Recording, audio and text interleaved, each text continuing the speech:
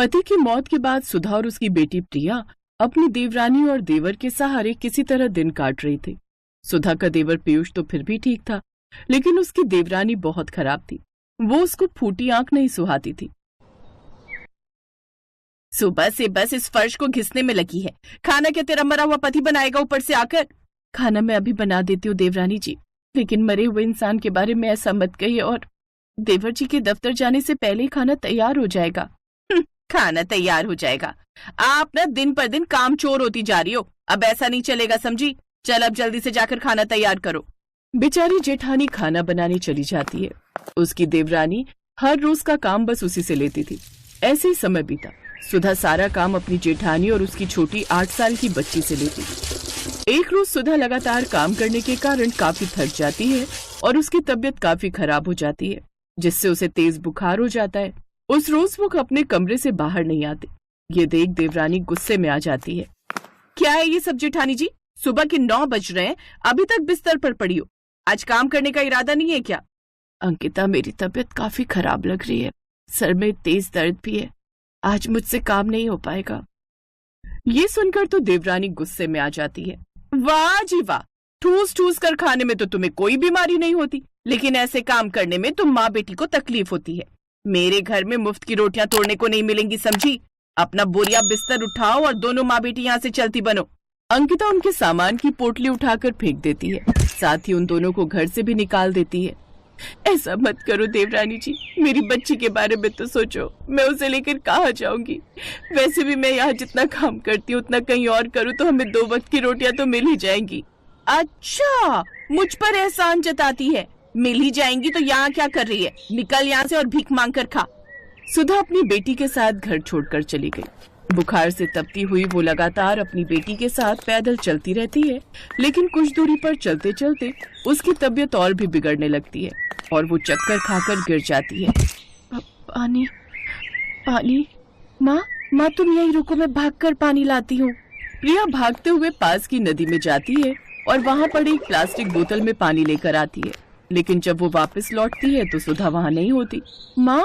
माँ कहाँ चली गई तुम? माँ, मैं रह नहीं पाऊंगी तुम्हारे बिना। अब प्रिया जोर जोर से रोने लगती है। वो आस पड़ोस के लोगों से अपनी माँ के बारे में पूछती है। साहब क्या आपने मेरी माँ को देखा? मैं क्या तेरी माँ का नौकर लगाऊं जो उस पर नजर रखूं? चल भाग यहाँ से, धंधा करने दे। फिर प्रिया रोते हुए अपनी चाची के घर आ जाती है और उन्हें सारी बात बताती है। मुझे तो लगता है वो अपने यार के साथ भाग गई होगी। ऐसा क्यों बोलती है? क्या पता वजह कुछ और हो। और प्रिया बेटी, अब तुम यहीं रहो हमारे साथ। मैं इसे यहाँ नहीं रखूंगी। इसकी माँ तो अपने यार के साथ भाग गई, लेकिन मैं इसका ख्याल रखूं? नहीं। अरे तुम्हारा क्या जाता है, यहाँ रहेगी तो 2 सूखी रोटी दे दिया कर, बदले में घर का सारा काम करवा लिया कर। ये सुनकर देवरानी खुश हो जाती है। अब वो प्रिया से दिन रात काम करवाती रहती और अपने बेटे का जूठा बासी खाना उसे खाने को देती। मैं नहीं खाऊंगी ये जूठा खाना। ज्यादा बकवास मत कर, नहीं तो ये भी नहीं मिलेगा, समझी? अगर तुझे यहाँ रहना है तो जूठा और बासी खाना ही खाना पड़ेगा। अब वो उसे बासी खाना खाने को ही देती। भूख से मजबूर उसे अब वो खाना ही खाना पड़ता है। एक रोज देवरानी का बेटा अंकुश अपनी माँ से जिद करता है। माँ, मुझे मैक्रोनी खानी है।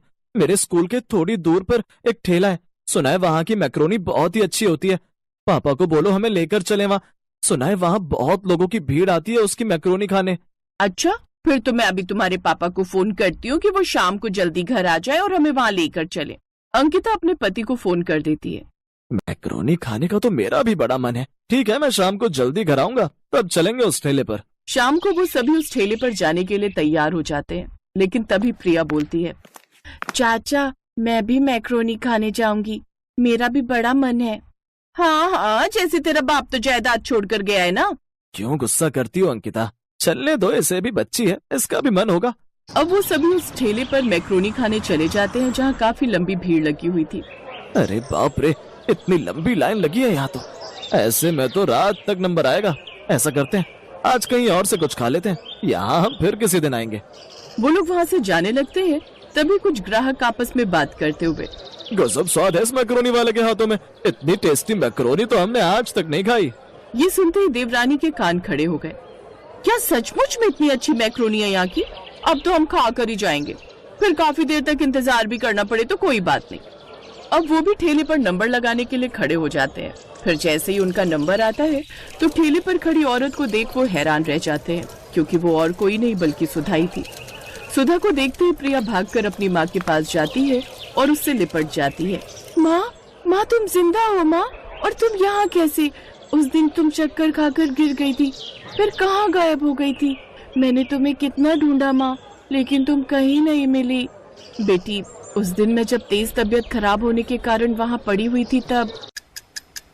मुझे बचा ले प्रभु, मेरी बच्ची को अनाथ मत होने देना। तभी वहाँ से एक बूढ़ा आदमी ठेला लेकर आ रहा था। अरे बेटी, तुम्हारी तबीयत तो बहुत खराब है, आओ चलो मेरे साथ, मैं तुम्हें दवाई पानी देता हूँ। लेकिन मैं कुछ कहने सुनने की होश में नहीं थी। फिर ये बाबा मुझे जैसे तैसे अपने घर ले आए। इनकी कोई संतान नहीं थी, इसलिए इन्होंने मुझे यहीं अपने साथ ही रहने दिया और साथ ही मुझे ये बढ़िया मैक्रोनी भी बनानी सिखाई। हमने तुझे बहुत ढूंढा, लेकिन तू हमें कहीं नहीं मिली बेटी। मैं चाचा के घर वापस चली गई थी माँ। मुझे लगा तू वहाँ कभी नहीं जाएगी, इसलिए मैंने तुझे वहाँ नहीं ढूंढा। खैर, अब तू आ गई है ना, तो अब तू अपनी माँ के साथ ही रहेगी। नहीं भाभी, आप दोनों हमारे साथ अपने घर वापस चलिए, इन बाबा को यहीं छोड़िए। अब हम खुद का रेस्टोरेंट खोलेंगे, आप उसी में मैक्रोनी बनाकर बेचना और हम खूब पैसे कमाएंगे। नहीं, मैं बाबा को धोखा नहीं दे सकती। जिस आदमी के कारण आज मैं इतने पैसे कमा रही हूँ, जिसने मुझे छत दी, आप चाहते हो मैं उसे ही धोखा दूं? कभी नहीं। अब मेरे ठेले पर आए हो तो मेरे हाथ की मैक्रोनी खाते जाओ, लेकिन हमारे वापस आने का ख्याल अब अपने दिमाग से निकाल दो। अंकिता देखती है कि कैसे उसकी अनपढ़ जेठानी इतनी टेस्टी मैक्रोनी बेचकर पैसे कमा रही है। अब उसे अपनी करनी पर पछतावा तो बहुत था, लेकिन वो कुछ कर नहीं सकती थी। और अब दोनों माँ बेटी उस बूढ़े बाबा के साथ खुशी खुशी रहती है।